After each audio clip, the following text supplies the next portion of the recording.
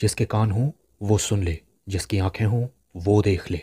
हम उन लोगों के लिए विशेष धन्यवाद देना चाहते हैं जो हमें SBI पे, गूगल पे और पेपलिंक के द्वारा हमारी सेवकाई में बोते हैं। डिस्क्रिप्शन बॉक्स में दिए हुए लिंक से आप भी बो सकते हैं।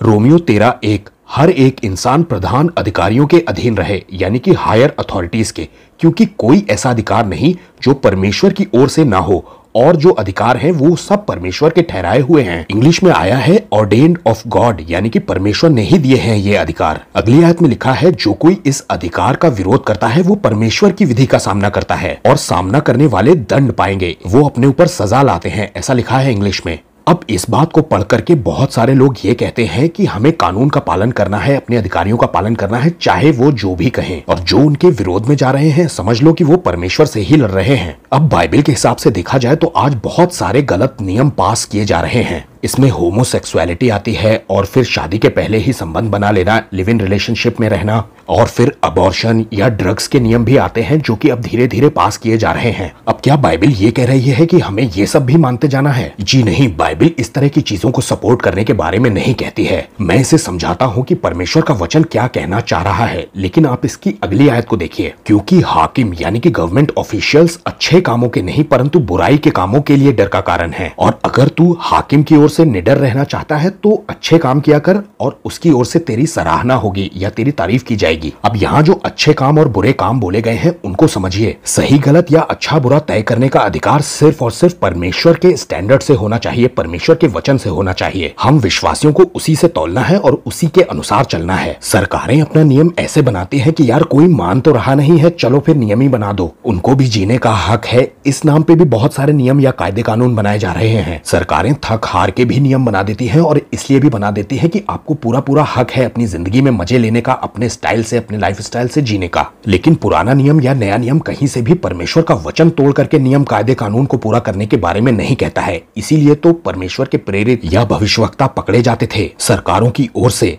आइए दिखाता हूँ प्रेरितों के काम 5:29। तब पतरस और प्रेरितों ने उत्तर दिया कि मनुष्यों की आज्ञा से बढ़कर परमेश्वर की आज्ञा का पालन करना ही कर्तव्य और कर्म है। यहाँ पर अपोस्टल्स ये कह रहे हैं कि हम तो परमेश्वर का हुक्म मानेंगे, हम तुम इंसानों का हुक्म नहीं मानेंगे। इसके ऊपर की आयत में लिखा है, क्या हमने तुम्हें चिता करके, वार्निंग देकर के ये हुक्म नहीं दिया था कि तुम इस नाम से यानी कि यीशु के नाम से उपदेश नहीं करोगे? लेकिन तुम लोग माने नहीं। ये बात वहाँ के ऑफिशियल गवर्नमेंट के लोग कह रहे थे। आप परमेश्वर के वचन को अपना स्टैंडर्ड बना के जिएंगे, वो ही आपके लिए ठहराया गया है। सरकारें तो अपनी अकल बुद्धि के हिसाब से काम करती हैं, और आने वाले समय में आप और ज्यादा पाएंगे कि परमेश्वर का वचन तोड़ रही हैं सरकारें। तो ऐसे में आपको परमेश्वर के वचन पर चलना है, ना कि सरकार जो नियम बना रही है उन पर। कोई सिविल लॉ पुराने नियम में कब तोड़ा गया है पहली बार, क्या आपको मालूम है? मैं बताता हूँ। मूसा के समय में फिरौन के दरबार में 2 दाइयां काम करती थीं, शिप्रा और पुआ। उन्होंने राजा का हुक्म नहीं माना बल्कि परमेश्वर का वो डर मानती थी। फिरौन राजा ने ये हुक्म दिया था उन दाइयों को कि तुम लोग जाकर के अगर लड़के होंगे तो उन्हें मार देना, और लड़कियां होंगी तो उन्हें बचा लेना। लेकिन उन दाइयों ने